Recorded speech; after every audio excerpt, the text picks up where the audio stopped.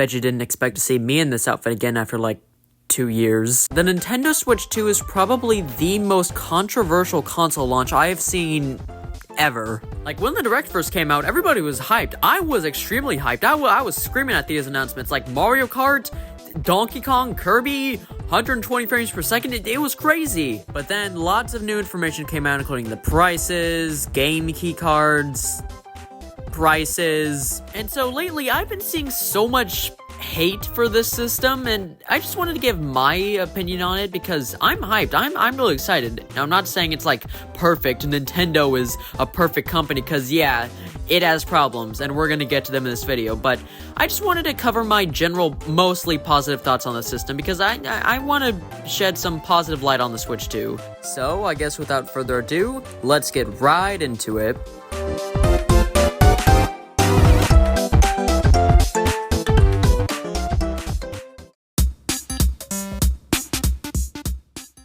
To start things off, I thought it'd be best to talk about the system itself. Now, I just want to say right off the bat, I absolutely love what Nintendo's doing here. It really feels like they took the Switch, took all the best aspects about it, and fixed the worst aspects to make a just great second console. The design feels a lot more sleek and modern. The stand is actually, good. The Joy-Cons are bigger now. The thumbsticks are bigger and maybe won't drift anymore. I actually don't know about that. And they even attach magnetically now instead of sliding in. Which, while yes, the sliding feature worked, it wore down over time and got worse and worse. So I feel like magnets is the best way to go. Oh, and absolutely love the mouse controls. That is such a cool feature. I can't wait to use it.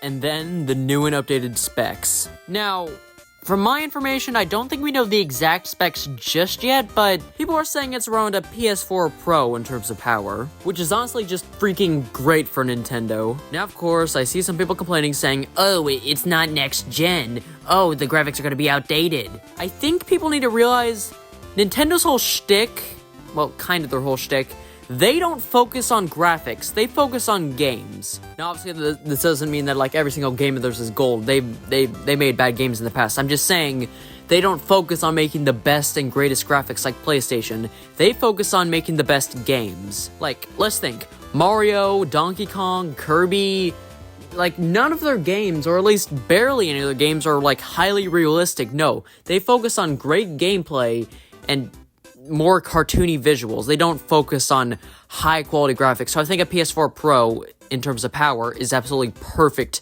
for the Switch 2. And plus, it's $450 on a handheld. Like, that's insane. Like, you're comparing this to, like, a $2,000 gaming PC. It doesn't need to be that powerful. It just needs to be powerful enough to where it can handle bigger games, you know? And then the new UI. Gotta say, I'm kinda disappointed they just went with the Switch UI, but slightly more modern, I guess. I mean, I like it. I had no problems with the original Switch UI. I was just hoping they'd change it up, you know? And I'm still really holding out hope that they'll let us do custom wallpapers, but judging by how it's looking, they're probably not gonna allow it. Please, Nintendo, give us wallpapers. That'd be so freaking awesome. And then the new feature of Game Chat. Oh boy. So, okay. I'm kind of torn on it, because, like, on one hand, I'm glad they finally have voice chat. It's good, it's great, you can share your screen and all that, but, it's very similar to Discord in terms of UI, and just, the fact that you need to pay for it, at that point, why wouldn't you just go to Discord, a free app? And not to mention the crusty camera quality for the other players. Yikes. So, yes, I am happy about the game chat feature. I feel like Nintendo kind of fumbled with the execution. Like, it's a great idea, I'm glad we have voice chat, but they could have done it better, let's be honest. I can voice chat for free on Xbox and PlayStation, but I can't on Nintendo? Like, really? I get that it's free for a year, but, like, after that, really, Nintendo? Really? But yeah, I'd say for the system itself, so far it's looking absolutely fabulous. So yeah, Nintendo decided to go absolutely ballistic with the games releasing for the Switch 2. Like, the catalog of first-party and third-party games releasing in just the first year is insane. So starting off with the first-party content, we have Mario Kart World. And can I just say it is so good to finally have a new Mario Kart game? Because Mario Kart 8 released over 10 years ago on the Wii U, and I've been playing it since the Wii U version. Yeah, I know, crazy, somebody actually owning a Wii U. So to just finally see a new Mario Kart that isn't just Mario Kart 8 or Mario Kart 8 but bigger, no. They took a few steps back to go forward. It just feels like a whole new age for Mario Kart. I know some people are kind of upset they're just doing another, oh wow, it's an open world gimmick, but I feel like with Mario Kart, it works. Like, do you know how many tracks I've seen in Mario Kart where I'm just like, man, I would love to drive around that area? Well, now you can do that in Mario Kart World. And just the amount of playable characters, the graphics, the animations, the new items, the new features, Knockout Tour. It just feels like such a new and great fresh start for Mario Kart, you know? Just be patient. We'll get to that. And then we have Donkey Kong Bonanza. This just looks like such a fun game. Like, you can just break apart everything. It just feels like such a good, just game where you could just sit down and have a great time just wrecking up everything after a bad day, you know? And once again, graphics and animations look great. The gameplay looks great. It's just... Basically, my thoughts on Mario Kart World apply to this. It looks fantastic. And then we have Kirby Air Ride, which I never played the original Kirby Air Ride or have even seen much footage of it, but you know what? I'm happy for all the Kirby fans out there. I'm not too big of a Kirby fan myself, but I'm glad for y'all. Good that you're getting content and the Smash director is directing it, which he created Kirby in the first place, so it makes sense, but whatever. And then for the third-party stuff. Basically, a good handful of games that were just impossible to run on Switch, but we wanted on Switch, are coming to Switch too. Cyberpunk, Hitman, Street Fighter, Yakuza, Elden Ring, and just many, many more. But you know, I do wonder how they're gonna fit these massive games on just single tiny 64GB cartridges. We'll get to that soon. And then lastly, we have the Nintendo Switch 2 edition games. I honestly just think this was a great idea to just bring some of the underpowered Switch games over to the Switch 2 and give them a performance boost and even extra content. Breath of the Wild, Tears of the Kingdom, Kirby and the Forgotten Land, Mario Party Jamboree. I think they made some great choices and I hope they do some more. But now, unfortunately, we need to talk about the elephant in the room. Oh wait, we have an actual elephant. Game key cards. Besides the other bigger elephant in the room, there's been a huge controversy with the Switch 2. So at first it makes sense. You have these big games that can't fit on the single cartridges, so how about just put in a game key card so that way you can download it to the Switch. Boom, problem solved. But then you start to realize the whole preservation side of it. Once the Switch online services go down, or the eShop, that game can no longer be downloaded, so unless you already have it downloaded, the game is lost forever. So, it's a good thing, but a bad thing. Good that they can fit the games on the console, bad that they have to be downloaded and in the future won't be able to even be downloaded. And also, I just hate how publishers are taking advantage of this just to cheapen out. Sega, Sonic X Shadow Generations is not more than 64GB. You can fit it on a cartridge. Stop cheapening out. It's just... I feel like it ultimately has more cons than pros, you know? I mean, we want to keep our games, we want to make sure that they're preserved and we can always play them, but the problem is that with the game key cards, well, not every single game is going to support them. The ones that do can no longer be downloaded in the future. That's the exact problem. So, yeah, game's looking great, but the game key cards are the main problem. Thankfully, it looks like most first-party Nintendo games won't be using them. It's really just third parties trying to cheapen out, so hopefully they don't keep on doing that. It's hard to say what they're gonna do, really.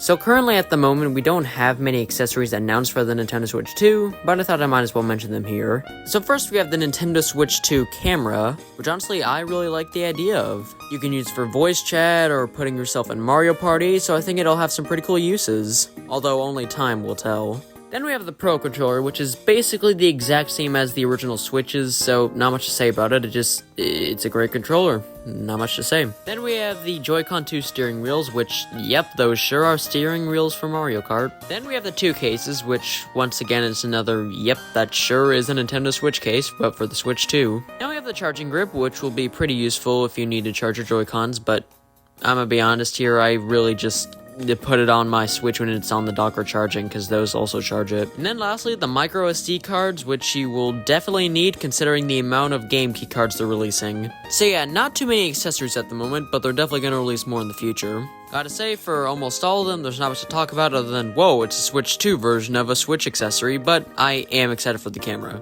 I'm really excited to use it in Mario Party. I like Mario Party, y'all. Wow, Nintendo is an actual corporation who will use greedy tactics to make more money.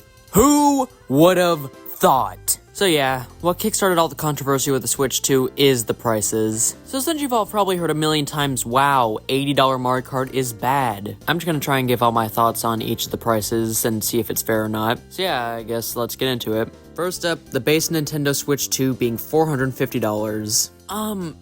I wouldn't say it's exactly a cheap price, but it's a fair price. I mean, you're getting a handheld that's this powerful and has a bunch of extra features. Plus, not to mention the new Magnet Joy-Cons. I mean, yes, I would have preferred if it was just $400, but you know what, whatever. I think $450 is fine, if not a little bit much. I've also seen people comparing the price of the Switch 2 to the Steam Deck, or specifically the cheapest version of the Steam Deck. So I actually decided to do some calculations. So the cheapest version of the Steam Deck is $400. It includes just the console, a charger, and no dock. And well, for the Switch 2, it's $450 for the console and dock. So just doing a bit of math here, the base price of the Switch 2 minus the price of the dock is $340. Meaning by technicality, the Steam Deck is more expensive than the Switch 2. And if we want to compare the prices with the docks, well, the base price of the Steam Deck plus the $80 dock is $480. So yeah, technically, either way, the Steam Deck, even the cheapest version, is more expensive than the Switch 2. Of course, it's only comparing the price and not the actual features of both of them. It's up to you which one you'd want to buy. Anyways, now we have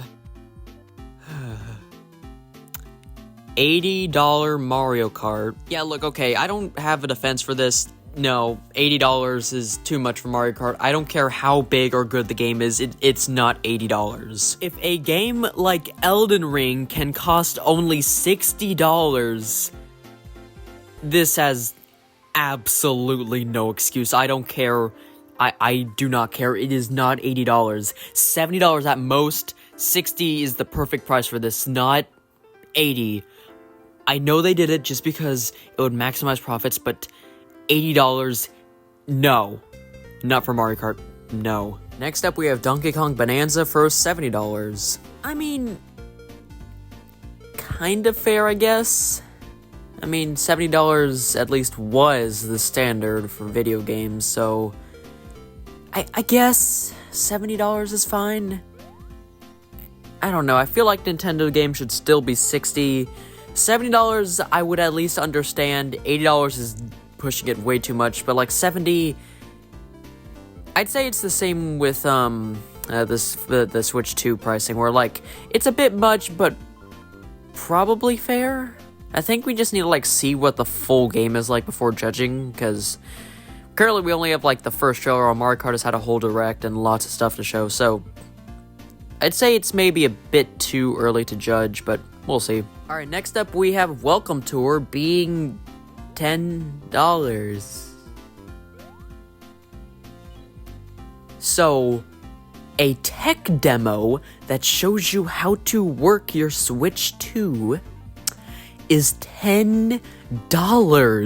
When games like Astrobot and Wii Sports were free with their own system, just because Nintendo is frickin' greedy. Yeah, don't got much to say with this. This is not a $10 game. I can buy lots of games that are less than $10 that'd be more worth it than this. No, I'm not picking this game up. No. Alright, finally we arrive at the Switch 2 Edition game pricing. $80. Again.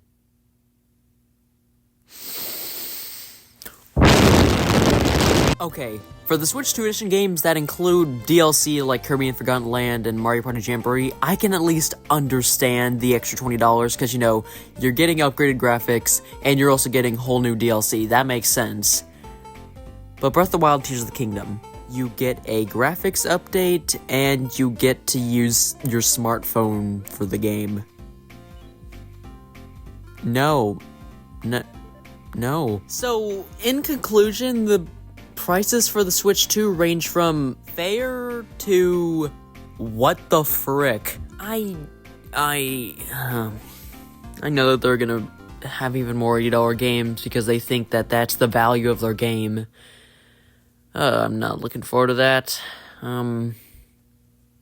I don't know what else to add. What else can I say, really? Nintendo's greedy. They're a corporation. I love their developers and their franchises, but the corporate side of it is absolutely horrible.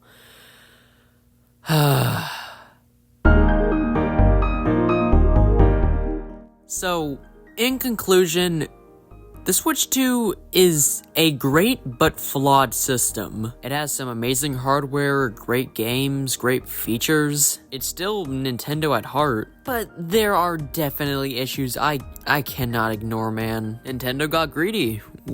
What else is there to say? The Switch is like one of the most successful consoles of all time, so in order to make more profit, they just decided to raise all the prices. And plus, I guess the economy has an effect on this, but we're not going to get into that in this video. But despite everything, I am still so excited for the Switch 2. I've had the Switch since 2017, and it's probably become my favorite console ever. And just the fact that I've waited 8 years for this and now we're finally at the next console, the next generation of Nintendo, it's exciting. But yeah, I think that's the end of the video. I just wanted to get all my thoughts out on the Switch 2 and heck, even hear what y'all have to say. It's really kind of crazy just how controversial the Switch 2 has gotten with the whole drop the prices movement. But yeah, all we can really do is hope that Nintendo fixes the prices and stops being greedy, but judging by how the sales are looking, that's not going to happen anytime soon. So, thank you all for watching. Don't forget to like, subscribe, and comment down below. And I'll see y'all in the next one.